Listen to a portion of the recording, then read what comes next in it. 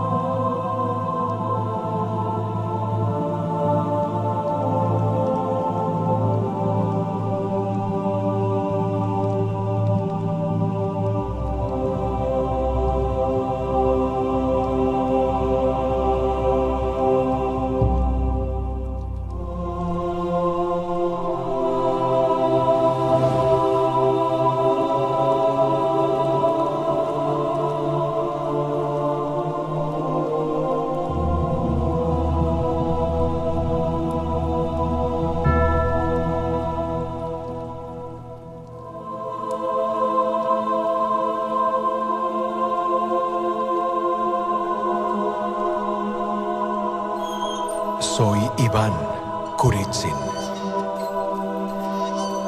Oh, cuánto valor necesito para morir una muerte noble. Moriré por mi fe, por la verdad que amé. Moriré por lo que creí y enseñé, conforme a las Sagradas Escrituras, el Antiguo y Nuevo Testamento. Moriré por haber observado el séptimo día de la semana como el santo sábado de Dios.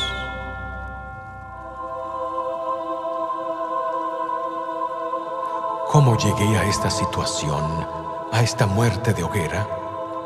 ¿Cuánta esperanza tenía? Yo anhelaba que toda la iglesia rusa fuese reformada, que la verdad pura del Evangelio fuese revivificada. Pero hoy todo se acaba.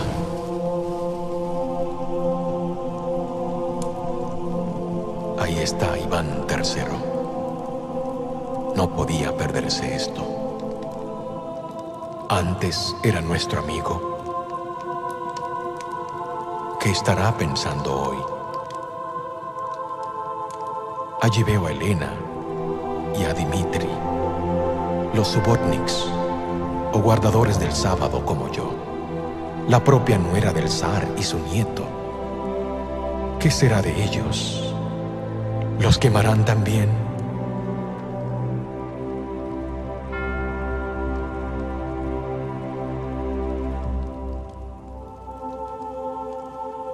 Ah, Sofía. Hoy se sentirá feliz. Se nos opuso desde el mismo principio.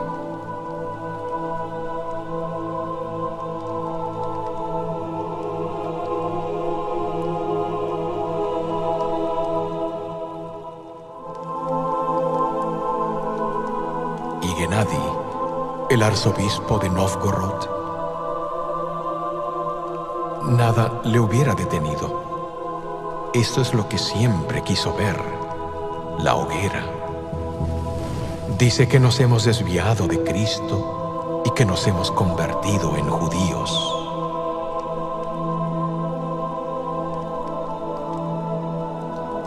Pero yo soy cristiano y muero hoy por amor a Cristo y a su palabra.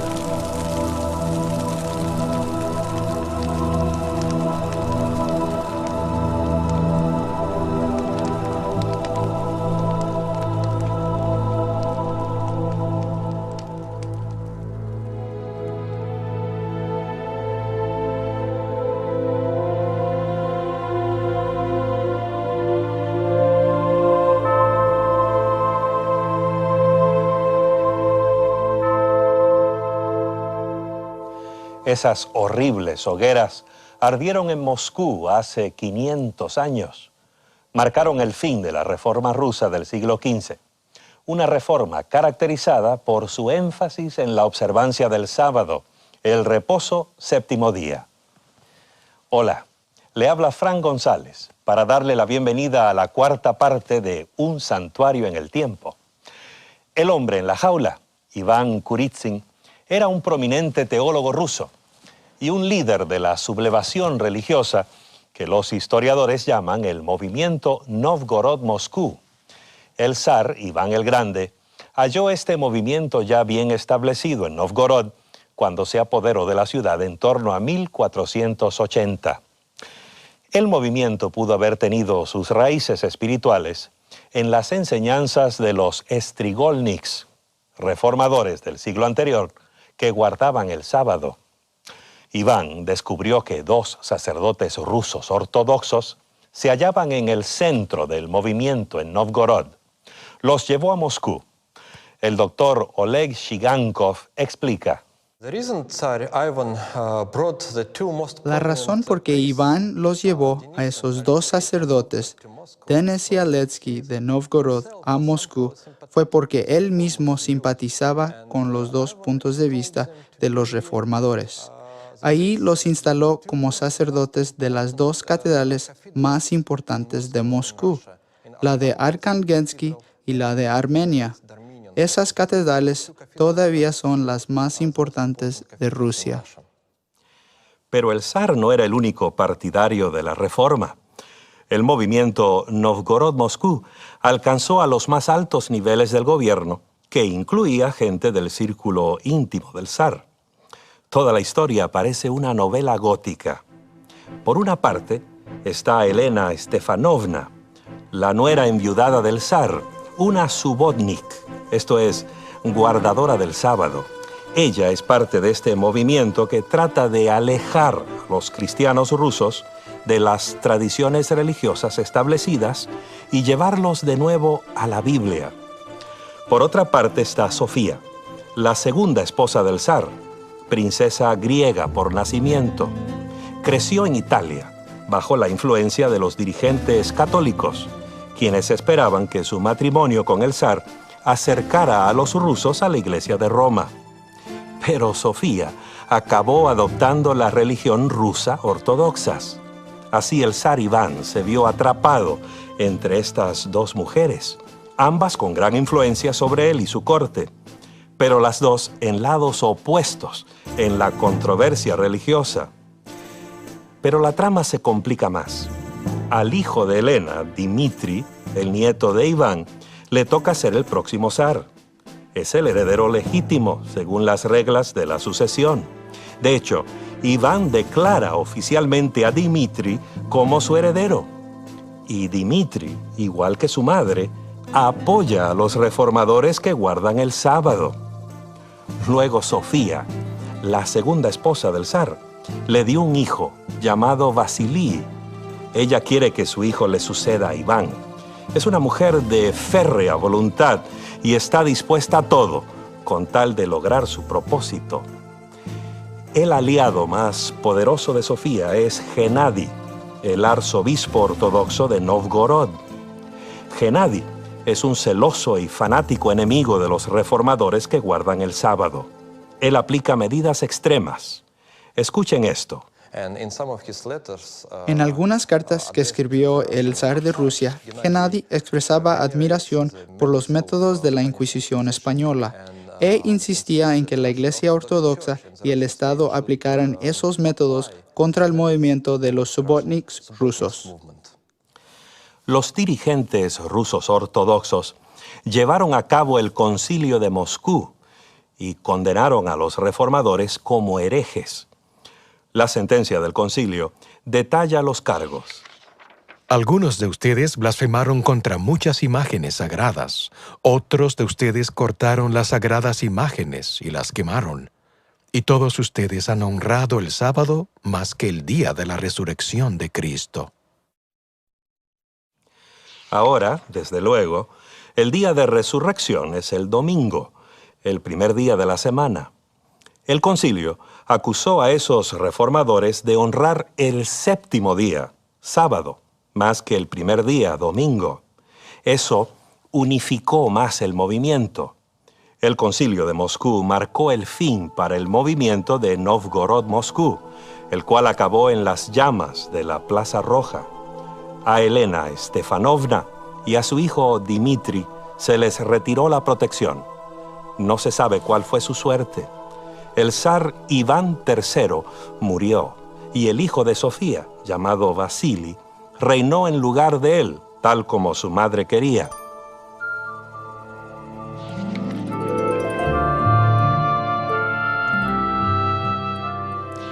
A principios del siglo XVI, el reino musulmán de Adel atacó el imperio cristiano de Etiopía.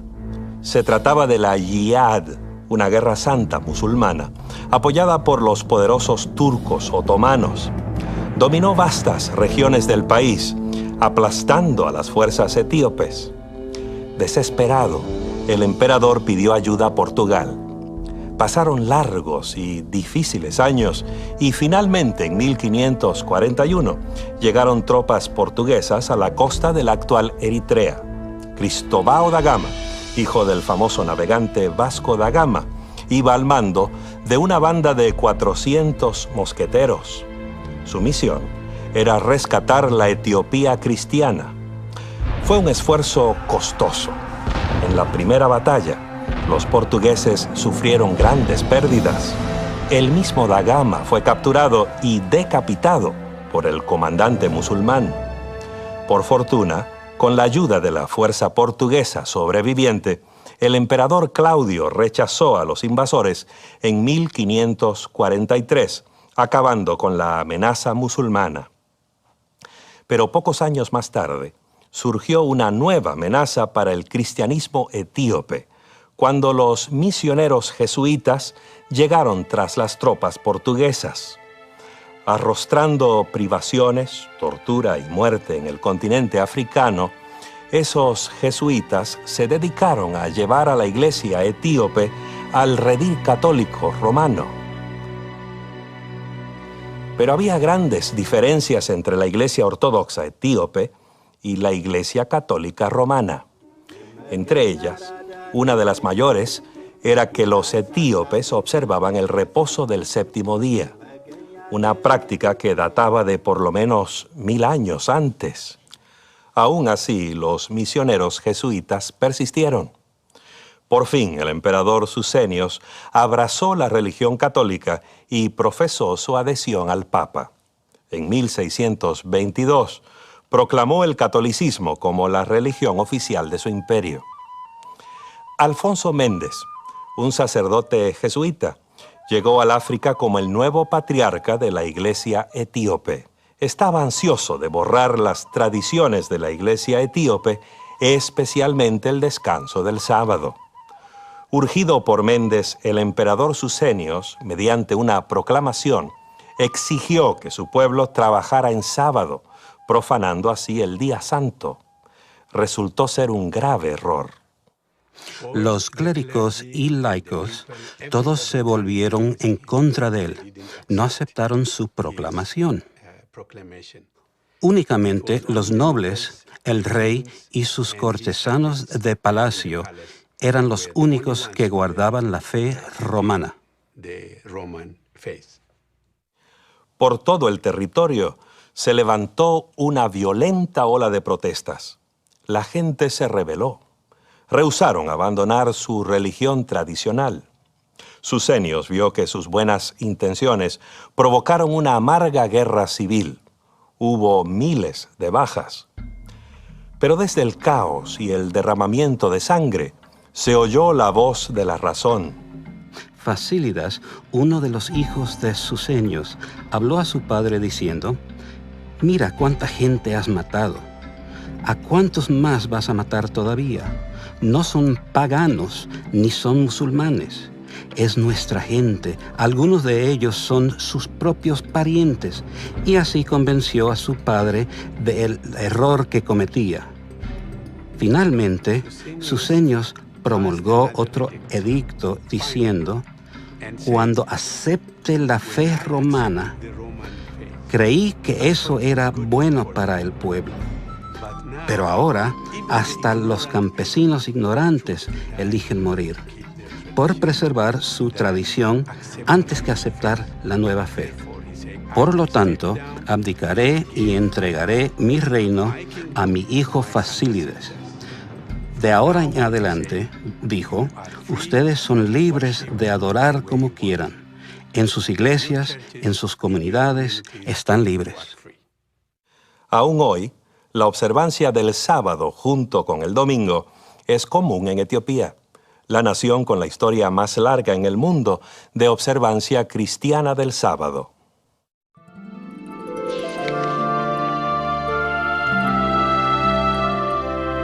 Imagínese, una mañana despierta usted sobresaltado por los policías que tocan a su puerta.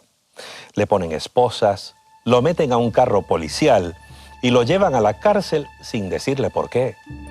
Además, confiscan todas sus pertenencias y le quitan los ahorros de toda su vida. Usted pasa meses en una celda solitaria, preguntándose por qué lo han encarcelado. De vez en cuando los guardias lo llevan para que unos detectives lo interroguen, pero el proceso es muy extraño. Ellos quieren que usted les diga por qué ha sido arrestado.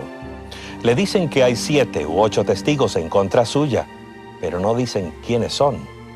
Ellos quieren que usted también adivine eso. A veces lo someten a torturas. Usted trata de imaginar quién lo habrá acusado de cualesquiera crímenes que se suponga que usted haya cometido. Y luego comienza a decir nombres, esperando que sean los que ellos quieren. A veces prometen que lo van a soltar, pero solo si coopera. En último caso, usted comienza a inventar cosas y confiesa crímenes que nunca cometió, esperando satisfacerlos. Después de 1 año más o menos, lo llevan a la corte, junto con otros prisioneros. A algunos de ellos se les asignan sentencias leves, a otros se los condena a cadena perpetua, a otros aún se los aplica la pena capital. ¿Qué le tocará a usted? Quizás esta descripción le provea un atisbo de lo que significaba vivir bajo la infame Inquisición, esquema diabólico concebido para identificar y eliminar a los disidentes religiosos. La Inquisición europea en la Edad Media tenía su propia lógica, su propia justificación. La primera justificación era que esta vida es mucho menos importante que la vida venidera. Y por tanto, si se quitaba la vida terrenal a una persona por causa de su alma inmortal, se le hacía un favor a dicha persona. La otra lógica de la Inquisición, sea también dicha, no era tanto el dar sentencia de muerte, normalmente en hoguera, sino rescatar al individuo persuadiéndolo a volver al seno de la Santa Iglesia Madre. El Papa Gregorio IX estableció la Inquisición medieval el año 1231 para proteger el mundo católico de los herejes y rebeldes religiosos.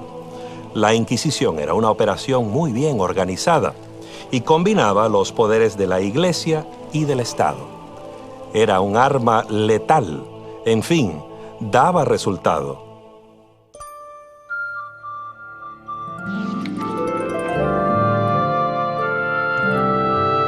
En 1469, el casamiento de Fernando e Isabel unió los reinos de Castilla y Aragón en el Reino Unido de España. Estos mismos reyes son los que en 1492 mandaron a Cristóbal Colón en su viaje de descubrimiento. Dichos reyes eran católicos militantes. De hecho, se los llama los reyes católicos.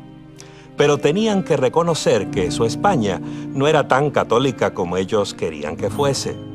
Es que 1 o 2 generaciones antes, a los judíos de España se los había obligado a convertirse al catolicismo bajo amenaza de deportación y pérdida de sus posesiones. A esos convertidos a la fuerza se los llamaba nuevos cristianos, y el apodo perduró. Habían sido bautizados como católicos, pero algunos, quizás muchos de ellos, retuvieron algunas costumbres judías tradicionales, como la observancia del reposo del 7º día. Para la reina Isabela eso era una seria profanación de la verdadera religión católica. Así, en 1478, persuadió al Papa que autorizara la Inquisición española. Quería purgar su iglesia de toda contaminación de herejía judía. En España y Portugal, la Inquisición dedicó gran parte de su energía y atención a identificar y desarraigar a los que en apariencia eran católicos, pero que en la práctica todavía se aferraban al judaísmo.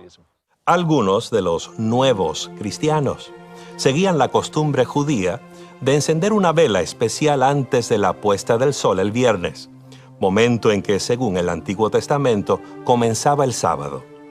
Para los inquisidores, esta costumbre de encender las velas del sábado era evidencia condenatoria. El poder de la Inquisición era sutil e insidioso. Los inquisidores urgían a la gente a espiar a sus amigos, a sus vecinos, aún a sus miembros de su propia familia.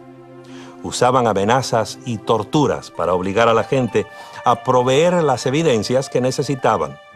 A los herejes recalcitrantes y a los que reincidían, se les aplicaban las medidas más extremas. Se los entregaba a las autoridades seculares para que los castigaran. Algunos se los quemaba en efigie, a otros se los quemaba en persona, en la hoguera. La Inquisición española extendió sus redes y atrapó en ellas a otros, además de los judíos convertidos. La Iglesia Católica incluía a ex-musulmanes.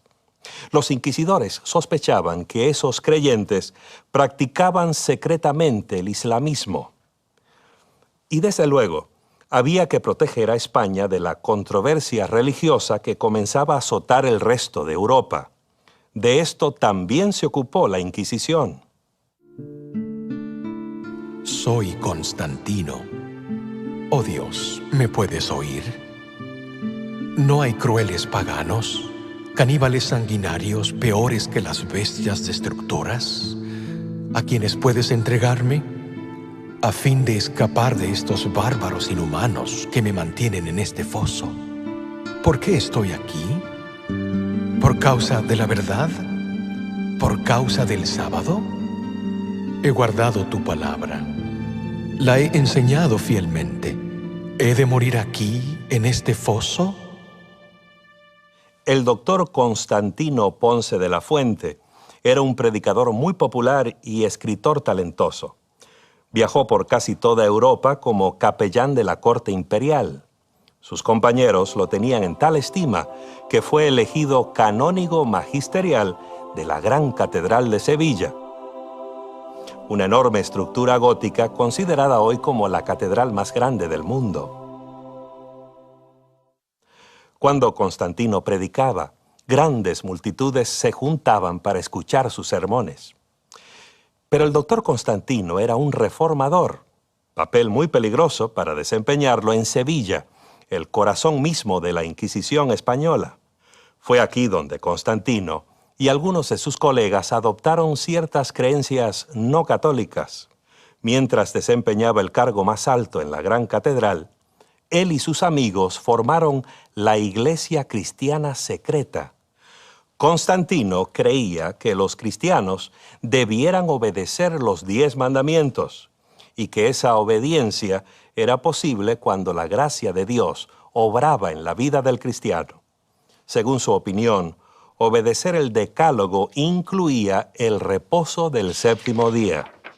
Comprendiendo la naturaleza humana y cuán fácil es que los seres humanos se olviden de él, Dios estableció un día específico para que le fuera ofrecido como diezmo, en el cual los hombres, aliviados de otras tareas, reconocieran, tanto en su interior como en su conducta externa, al Señor que los creó. Algunos miembros de la recién formada Compañía de Jesús, los jesuitas, sospecharon de Constantino al escuchar sus sermones. En repetidas ocasiones, la Inquisición lo llamó para que explicara sus enseñanzas. Sus amigos se preocuparon, pero él les dijo: «Ellos quieren quemarme, pero ven que estoy todavía muy verde». Los oficiales de la Inquisición por fin lo arrestaron en agosto de 1558 y lo llevaron a la prisión del Inquisidor cerca de Sevilla, aislado de sus amigos y otros que lo apoyaban y de las multitudes que habían llenado la catedral.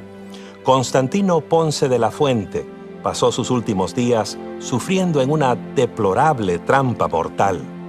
No hubo público que escuchara sus palabras finales cuando murió en febrero de 1560, una víctima más de la Inquisición española.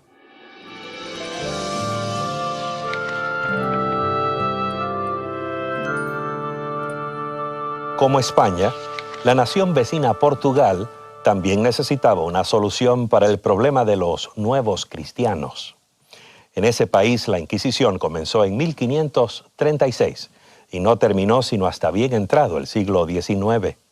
Sus 300 años de tiranía y opresión estuvieron marcados por inconcebible crueldad y violencia. Algunos registros que sobreviven hoy incluyen largas listas de víctimas, descripciones meticulosas que documentan las tragedias humanas en resúmenes fríos y breves. Uno de los capítulos más siniestros de esta Inquisición se escribió lejos de Portugal, en el extremo oriente de India. ¿Cómo habrá llegado la Inquisición allá? Veamos. A fines del siglo XV, Vasco da Gama había navegado por el extremo sur de África hasta la India, abriendo la ruta marítima desde la costa atlántica de Europa hasta el oriente. El gobierno portugués rápidamente se adjudicó derechos sobre ciertas porciones claves de la India. Era un nuevo mundo de oportunidades. Al final, muchos nuevos cristianos emigraron allá, esperando hallar una nueva vida lejos de los inquisidores. Los conversos, o más exactamente en portugués, os novos cristãos, abandonaron Portugal con destino a la India, principalmente en los años 1530 y 1540, mayormente por razones religiosas. En 1542, Francisco Javier, uno de los primeros misioneros jesuitas, llegó a Goa, en la costa occidental de la India. Su propósito era evangelizar a los pueblos orientales. Pronto descubrió problemas entre la creciente población católica de la región. San Francisco Javier escribió una carta a sus compañeros sacerdotes, los jesuitas, diciendo que se debiera establecer la Inquisición en el Oriente porque allí había algunos que pretendían ser católicos, pero interiormente eran judíos o musulmanes. Javier murió en 1552, pero su pedido por una Inquisición en el Oriente no murió con él. En 1560 llegó a la India la Inquisición portuguesa y se estableció en Goa. Persiguió específicamente a los cristianos que rehusaban trabajar en el día sábado y que observaban el reposo desde el viernes a la puesta del sol, como enseñaba la Biblia. Obviamente la mayoría de los acusados era de origen judío. La excepción era la gente del Oriente que no tenía raíces judías, pero que aún así observaba el sábado.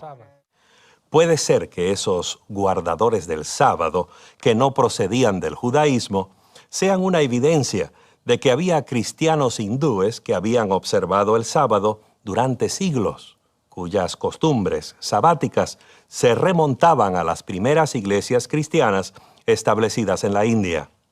Esos creyentes locales no eran siquiera católicos, ni podían ser llamados nuevos cristianos.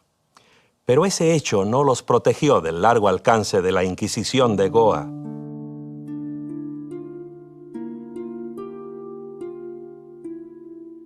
Soy Carlos Telón. médico y ciudadano francés. ¿Por qué estoy aquí, prisionero de la Inquisición? He sido acusado falsamente y detenido sin razón válida. Las acusaciones en mi contra son inventos de mis enemigos. Yo no soy hereje. Sin embargo, he perdido la esperanza de salir de aquí. Mi único escape es la muerte. He tratado de suicidarme más de una vez.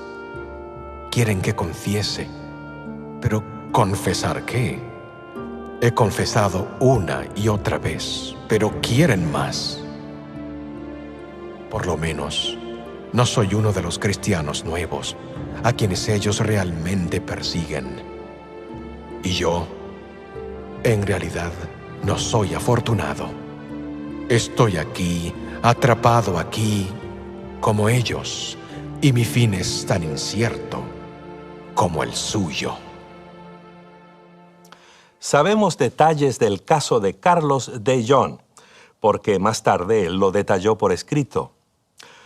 Acusado solo de ofensas triviales, lo mantuvieron preso 2 largos años antes de su juicio. Sus jueces lo expulsaron para siempre de la India y lo sentenciaron a 5 años de trabajos forzados en los astilleros de Lisboa. Tuvo más suerte que muchos. Sus amigos franceses intervinieron en su favor y el inquisidor general le concedió libertad antes que se cumpliera el plazo. En 1677 volvió sano a Francia, donde comenzó a escribir acerca de su pesadilla como víctima de la Inquisición. En su relato dice que la mayoría de los muertos en la hoguera por judaizar no eran judíos, sino cristianos que guardaban el sábado. De 100 personas condenadas a la hoguera por su judaísmo, hay apenas 4 que a su muerte profesaban esa fe. Los demás gritan y protestan hasta su último suspiro, diciendo que son cristianos y lo han sido toda la vida. En 1684, Carlos de Jon publicó su relato de la Inquisición en Goa. El libro revela los operativos de la Inquisición portuguesa desde el punto de vista de la víctima, y no es un cuadro bonito.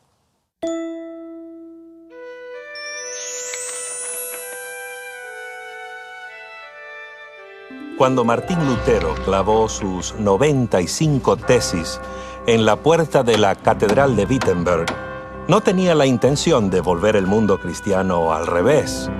Solo quería ver algunos cambios en la Iglesia Católica Romana, su iglesia. Pero Lutero encendió un fuego que nadie pudo apagar.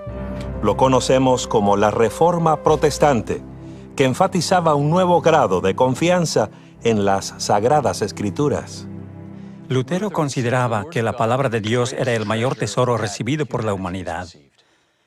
Él quería que la Biblia fuese traducida vernacular, de modo que la gente común pudiera leer las Escrituras y beneficiarse de sus enseñanzas. Para Martín Lutero y sus colegas, la Biblia era central. Era la norma de la verdad y el fundamento de toda doctrina. Su santo y seña era sola Escritura, es decir, la Escritura y nada más. Para Lutero, la Biblia era la única autoridad de toda fe y práctica. Eso puso en tela de juicio la tradición de la Iglesia.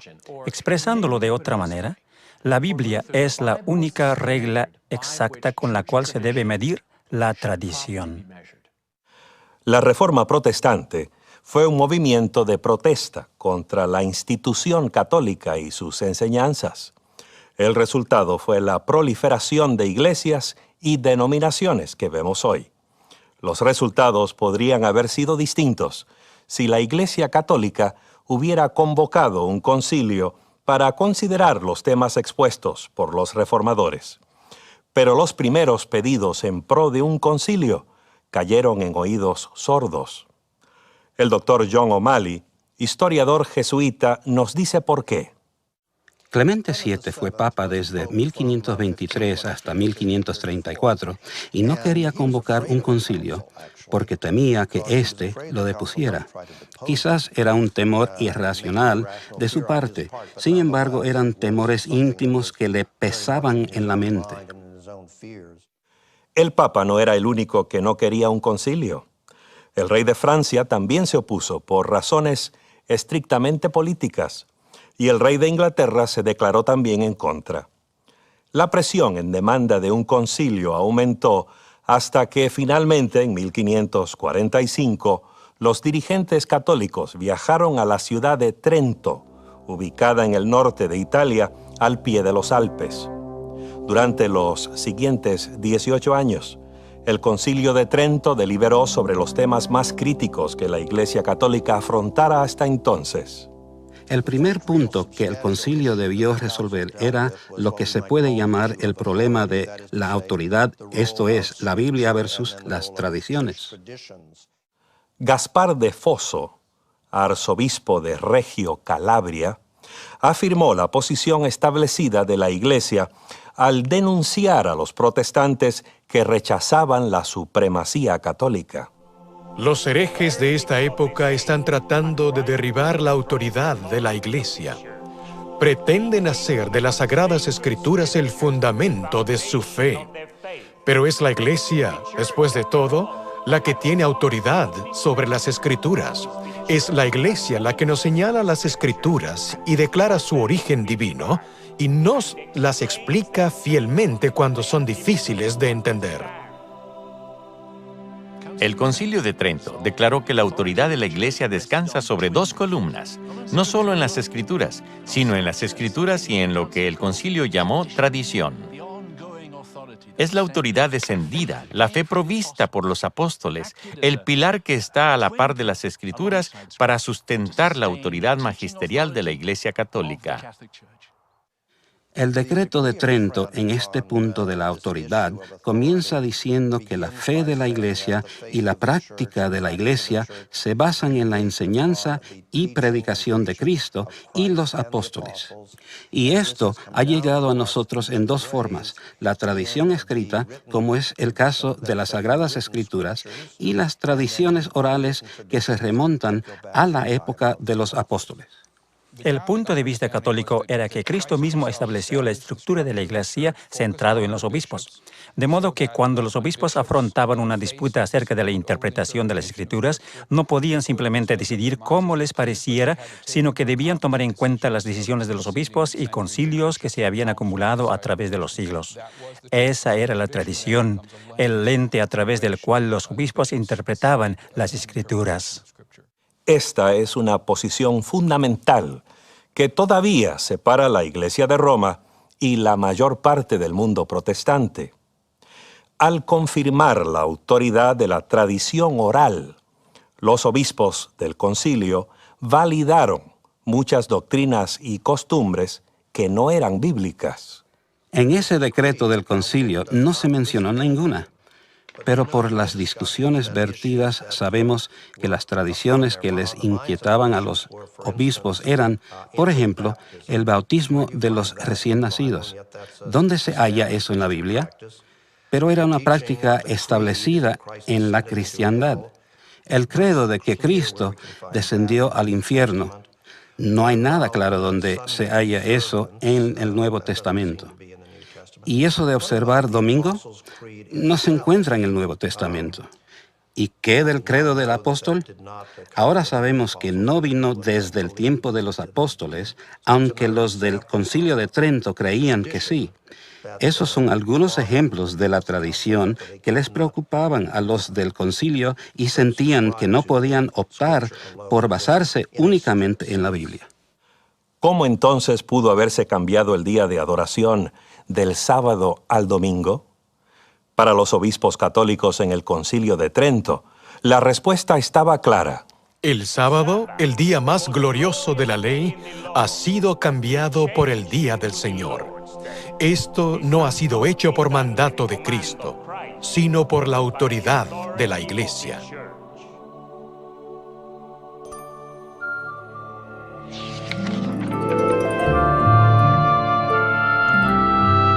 Anabautista es un nombre que hizo hervir la sangre de católicos y protestantes en el siglo XVI. Se aplicaba a quienes no creían en el bautismo de bebés, que era una práctica general entre los cristianos de ese tiempo. Los anabautistas creían que el bautismo era solo para los adultos que comprendían y aceptaban el mensaje del Evangelio. Desde el mismo comienzo del movimiento anabaptista en 1525, tanto las autoridades católicas como protestantes lo consideraban una amenaza al orden civil del Estado. Los anabautistas negaban que la Iglesia y el Estado tuvieran alguna autoridad sobre la conciencia. Enseñaban que el hombre común podía comprender la Biblia por sí mismo, sin necesidad de que la Iglesia se la interpretara. Para los anabautistas, la base de la verdadera religión era la Biblia sola, y la única Iglesia verdadera era la de Jesús y los apóstoles descrita en el Nuevo Testamento. Este parecer era muy distinto de la manera católica de ver las cosas y mucho más radical que el de la mayoría de los protestantes. Los anabaptistas definían su movimiento renovadora como un intento de restaurar la verdadera iglesia basada en las enseñanzas de Cristo, en el Evangelio, en el modelo de la iglesia primitiva, como se describe en el libro de los Hechos. Algunos historiadores consideran que Andrés Bodenstein von Karlstadt fue el precursor del movimiento anabautista. Al comienzo, era amigo y colega de Martín Lutero, pero su amistad deterioró debido a diferencias teológicas. Ambos creían que era necesario usar las Escrituras. Según Lutero, se podía agregar cualquier cosa que no contradijera las Escrituras. Según Karlstadt, no se debía añadir nada a las Sagradas Escrituras. De modo que Lutero aceptaba cualquier cosa que la Biblia no rechazara o prohibiera específicamente. Karlstadt, por su parte, aceptaba solamente lo que la Biblia enseñaba específicamente y nada más.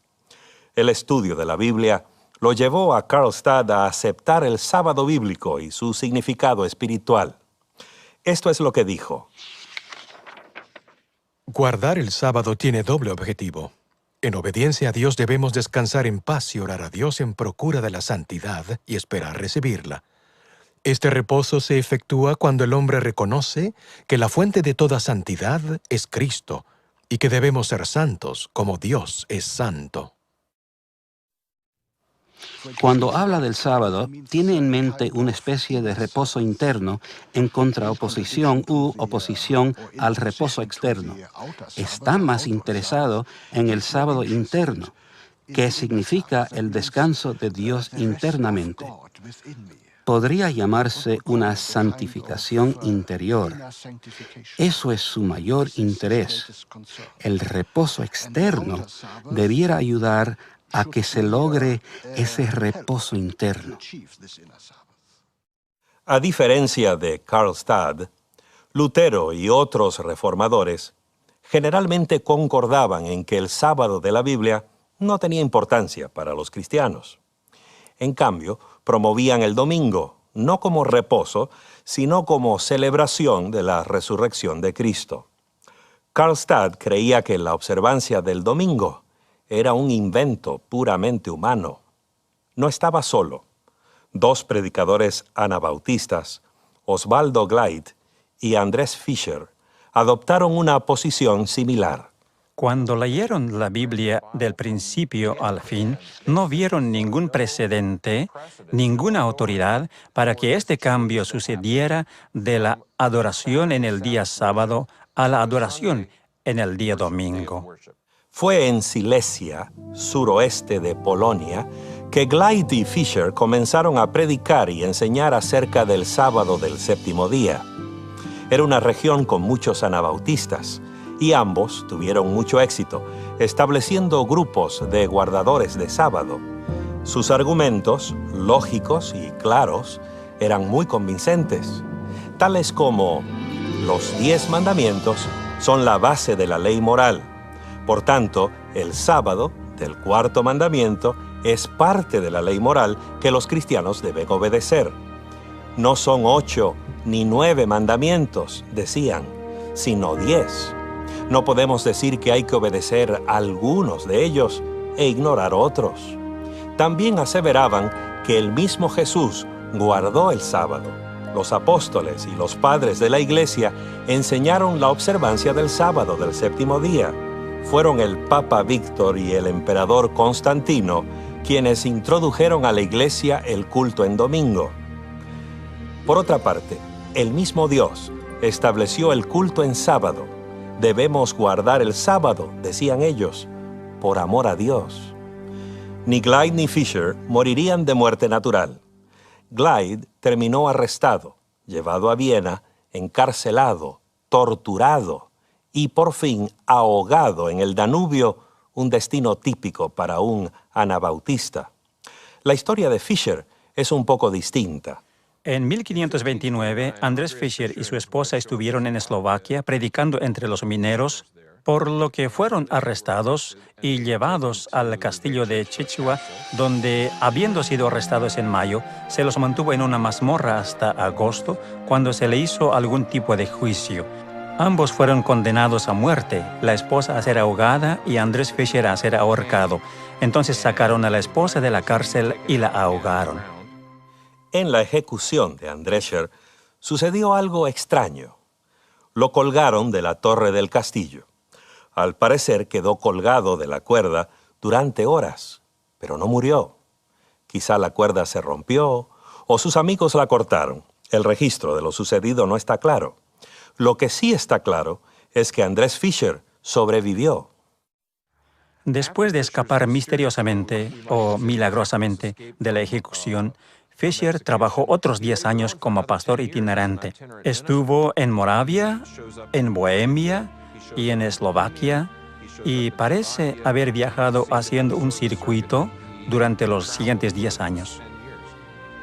En 1540, Andrés Fisher fue capturado y arrastrado al castillo de Krasnaorka, en el actual sur de Eslovaquia.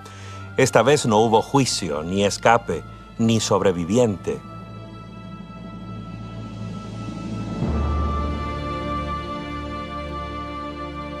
Resulta de que muchos guardaron el sábado, el séptimo día, durante los siglos XV, XVI y XVII.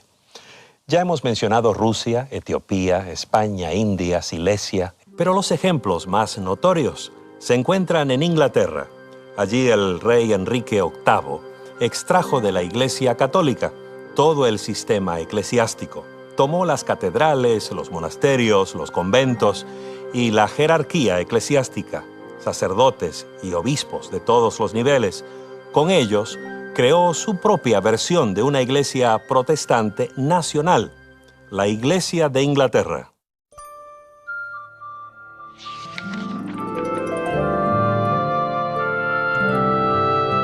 Ocho personas murieron y resultaron muchos heridos cuando se desplomó una tribuna en Paris Gardens, cerca de Londres, en enero de 1583.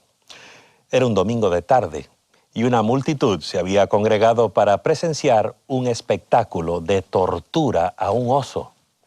Esos espectáculos eran crueles, horribles e inhumanos, cuando la gente aclamaba y aplaudía mientras una jauría de feroces mastines atacaban a osos encadenados.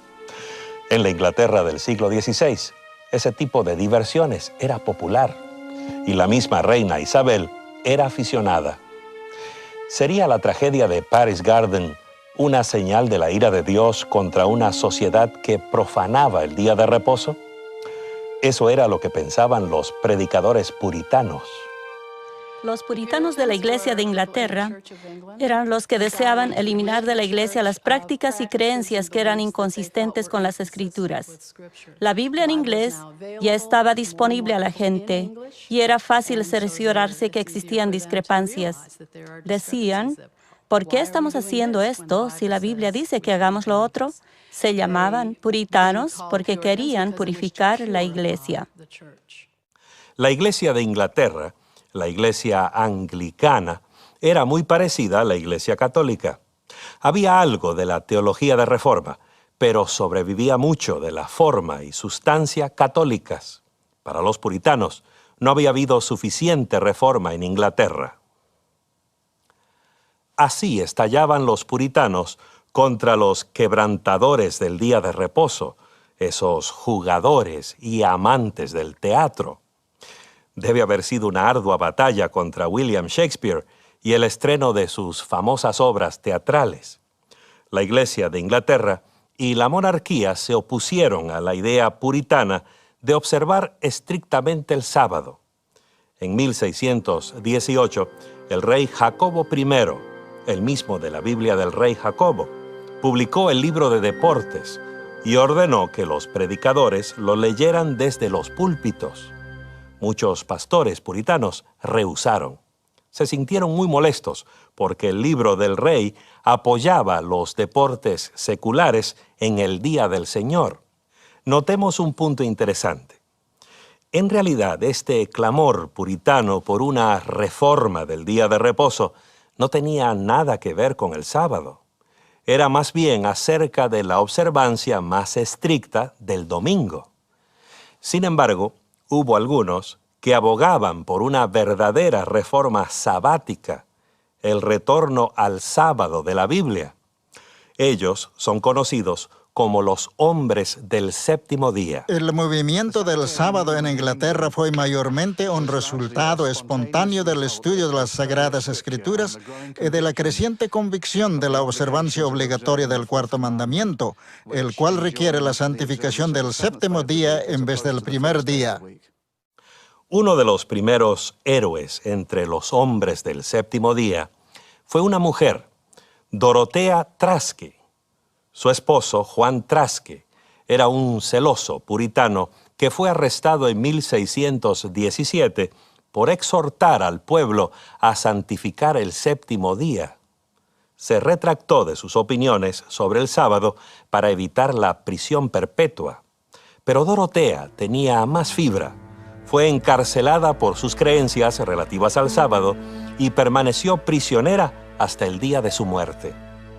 En 1628, un clérigo anglicano llamado Teófilo Brabourne publicó el primer libro en inglés que llamaba a la observancia del séptimo día. Su libro acerca del sábado puso las bases teológicas de un movimiento que de una u otra forma ha continuado hasta nuestro siglo XXI. El asunto está claro. No se requiere otra cosa sino nuestro propio registro de días y semanas para terminar con la discusión. Es el séptimo día, el sábado de la creación, el que tenemos que guardar santo. Si ustedes me muestran en la Biblia que hay otro séptimo día fuera de aquel que llamamos sábado, el último día de la semana, entonces yo podría pensar que el cuarto mandamiento se refiere a otro séptimo día que el que conocemos. Para Brabourne, la base de los argumentos relativos al sábado era la autoridad suprema de la Biblia. Insistía que el sábado era el séptimo día de la semana establecido por Dios en la creación, el mismo séptimo día del Decálogo. No importa si ustedes guardan como reposo el sábado, el domingo o el lunes, pero si queremos mostrar respeto a Dios y a su palabra, ofrezcámosle el día que Él escogió y no otro. Él tiene mucha razón. En 1660, Brabourne publicó un panfleto en el cual dice que el asunto del sábado o domingo era la gran controversia en ese tiempo en la Iglesia de Inglaterra. Su gran esperanza era que toda la Iglesia de Inglaterra se convirtiera de la observancia dominical a la del sábado, del séptimo día. Brabourne se aferraba a la Biblia en cuestiones de sábado. Desde la creación hasta el monte Sinaí, las enseñanzas y prácticas de Jesús, los apóstoles en el primer siglo, no hubo cambio en el día. Así que él luchaba para que la iglesia hiciera culto en el sábado del séptimo día.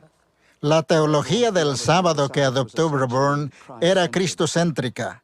Además de considerar que el sábado era un memorial de la creación, también lo consideraba como señal de la redención en Cristo. La posición oficial de la Iglesia era que el cuarto mandamiento pertenecía a la ley ceremonial que terminó con la muerte de Cristo en la cruz. Bradburn llamaba a ese tipo de razonamiento una monstruosa mixtura y señaló que todos los 10 mandamientos habían sido escritos en piedra por la mano de Dios y que no había nada de ceremonial en ninguno de ellos. La ley moral o el decálogo, expresada por Dios y escrita con su dedo en tablas de piedra, sigue vigente hoy. Los opositores de Bradburn arguían que Cristo mismo había cambiado el día de reposo al primer día de la semana. Él replicaba que tal afirmación era una notoria calumnia contra Cristo. Sostenía su punto de vista señalando algo que debía haber sido evidente aún para sus adversarios.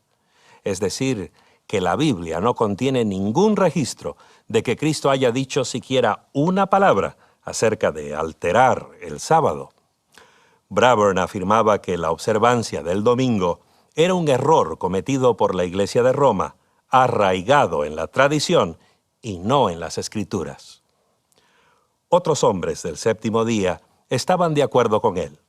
No tenían temor de culpar a Roma del cambio del sábado al domingo. Pidieron que el Parlamento inglés corrigiera el error. Por la presente, exhortamos que restablezcáis el santo reposo del Señor a su día correcto. Esa forma de hablar era peligrosa. Algunos hombres del séptimo día pagaron muy caro por hablar valientemente. En 1632, el mismo Teófilo Bradburn fue arrestado y confinado a la cárcel de Gatehouse, en Londres. La corte le impuso una multa de 1,000 libras esterlinas, el equivalente a $150,000 de hoy. Lo despojaron de su licencia ministerial y ordenaron su excomunión de la Iglesia de Inglaterra. Además de todo eso, pasó 1 año y medio encarcelado. Pero ni las cortes ni las prisiones desviarían a Bradburn o a sus compañeros, hombres del séptimo día, de su noble propósito. Jaime Oxford era un bautista que vivía en la ciudad de Salisbury. En 1650 escribió un libro que proponía la observancia del séptimo día, titulada La doctrina del cuarto mandamiento. Uno de los principales argumentos, según el título de su obra, era que el cuarto mandamiento había sido deformado por el papismo. 100 ejemplares del libro de Oxford fueron confiscados por la autoridad del alcalde de Salisbury y se envió una muestra al Parlamento. En cuestión de días, la Cámara de los Comunes condenó el libro, argumentando que era erróneo, escandaloso y profano, y ordenó que todos los ejemplares en Inglaterra y Gales fueran quemados públicamente. Oxford mismo fue excomulgado y sentenciado a prisión. En cuanto a su libro, solo un ejemplar sobrevive hasta hoy en la biblioteca de la Iglesia de Cristo de Oxford, Inglaterra. Otro reformador del sábado, Francisco Bampfield, era descendiente de Sir Francis Drake y hermano de un distinguido miembro del Parlamento. A pesar de ser uno de los más grandes predicadores ingleses de esos días, sus ideas disidentes le causaron su prisión en 1663. Fue allí, en la cárcel de Dorchester, que descubrió el sábado bíblico y comenzó a observar el séptimo día. Varios otros presos se unieron a él. Después de ser puesto en libertad, Bampfield se convirtió en el principal abogado del sábado. Fue a Londres y procuró organizar una unión de congregaciones observadoras del sábado. 10 años más tarde, en 1683, fue arrestado mientras predicaba ante su congregación de Londres.